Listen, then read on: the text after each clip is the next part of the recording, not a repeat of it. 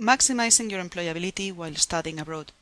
A presentation by the Careers and Employability Service. This presentation will show you how to make the most of your study abroad period from an employability point of view by taking simple steps before, during, and after your time away. Spending time abroad can be an asset of great personal and professional value. For this to be the case, you need to get involved in your new academic, social, and cultural context and be aware of how you can benefit from the experience. You also need to articulate this to potential employers, providing the necessary details and evidence. We will give you some practical suggestions to research opportunities to get involved in your host university and community before you go. You will also get some tips on recording and gathering evidence of your experiences and achievements so you can make use of this data later on when applying for jobs throughout your final year. Finally, we will offer a brief overview of further sources of information and support, together with action to take upon your return.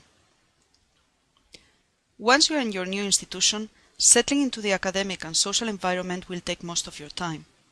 Finding out what is on offer might take a while, and by the time you do so, you might have missed out on some opportunities. That is why doing some research pre-departure will pay off. Considering your time abroad from an employability point of view is not a matter of doing anything extra that will take much time. It is a question of being aware of events and initiatives that match your interests or goals and that you would enjoy doing anyway. You might want to research in advance what activities are on offer in your university, in your community, and where relevant in your professional field. That way you can decide what is most interesting or useful to you, prioritize, and keep track of particular dates or deadlines. Have a look at the web pages of your host university to find out what talks, presentations, research seminars, undergraduate conferences, or other events might be organized by your school or faculty. If no information is available, see if there are any general contact details to send a quick inquiry. You could also try to find out in advance what student organizations, associations, or interest groups there are. Although students' unions might not necessarily exist as such, many universities will have active student groups to cater for a range of interests, from sports to cultural and professional matters. Research any available opportunities for personal and academic development, such as one-day workshops or seminars, or any activities, initiatives, or events organized by the Careers Service there. Attending a recruitment fair, for instance, might give you insights into how employers operate in your host country and give you useful ideas for your future. Together with this, you might want to explore any opportunities for volunteering, which might range from a few hours to longer periods, as well as for casual work if international students are allowed to do this.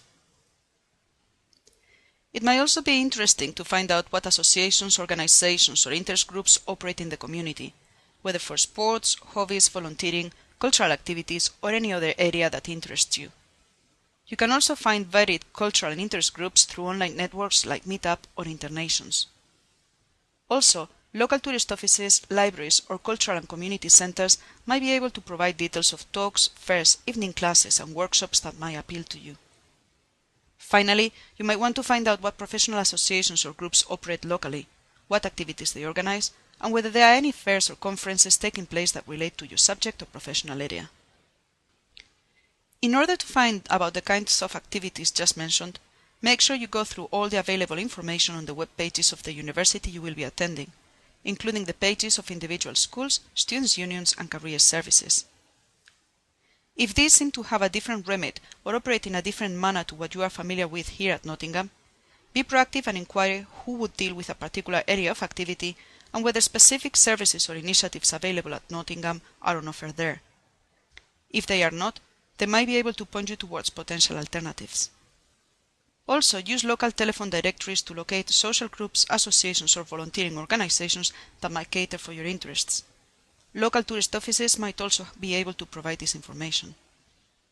You can find online telephone directories as well as other useful contacts in the country guides in our Going Global and Exodus databases, in the Working Abroad section of our webpage.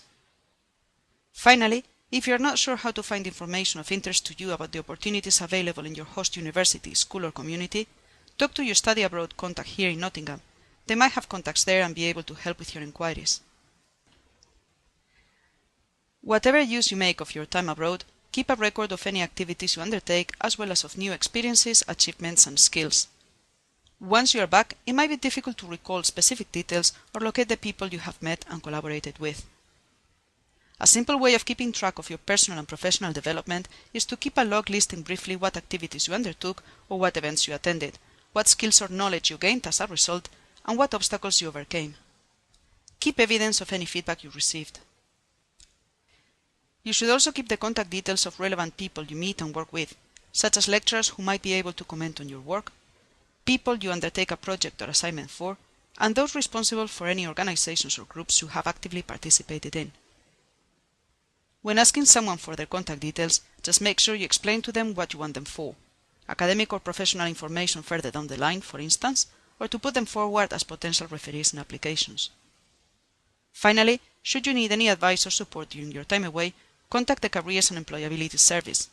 Use Facebook or Twitter to keep up to date, email us for initial inquiries, and make a Skype or online appointment for more in-depth consultations.